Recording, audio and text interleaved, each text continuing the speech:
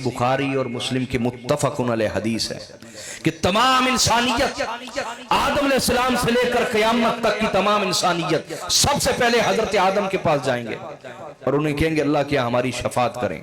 तो कहेंगे ना ना इज़हबू इला गैरी, मेरे अलावा किसी और के पास जाओ, मेरा आज ये मुकाम नहीं कि अल्लाह के हुजूर बात कर सकूं, जाओ किसी और के पास। हजरत नूह के पास जाएंगे, यही जवाब मिलेगा। हजरत मूसा के पास जाएंगे, यही जवाब मिलेगा, इज़हबू इला गैरी, मेरे अलावा किसी और के पास जाओ। जब वो थके हारे जनाब ईसा अलैहिस्सलाम के पास आएंगे तो जनाब ईसा अलैहिस्सलाम कहेंगे कि मेरी तो ये शान नहीं है, लेकिन तुम्हें एक ऐसे दर पे भेजता हूं कि उस दर का जो सवाली होता है वो कभी खाली नहीं होता। जाओ मोहम्मद मुस्तफा के दर पे चले जाओ। सही बुखारी और मुस्लिम की मुत्तफ़क़ुन अलैह रिवायत सुना रहा हूं।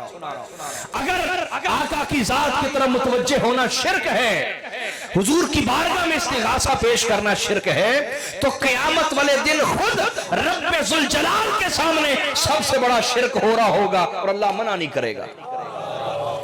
अगर ये माज़अल्लाह शिर्क है तो खुदा के सामने उस दिन हो रहा होगा, लेकिन ये हरगिज़ कोई शिर्क नहीं। हुजूर की जात से मदद मांगना बराह रास्त अल्लाह से मदद मांगना, क्योंकि हुजूर की तमाम अताएं खुदा की अता करता। ये बात आप समझे कि नहीं, बोलिए। तो आका ने फरमाया जब सारी इंसानियत इकट्ठी होकर मेरे पास आएगी तो मैं कहूंगा अना लहा अना लहा अना लहा, आ जाओ आ जाओ, आज मेरी ही शान है कि खुदा के हुजूर शफाअत कर सको। अना खतीब यौमल क़ियामा, आका ने फरमाया आज मेरी शान है कि क़यामत के दिन मैं खिताब कर सकूं।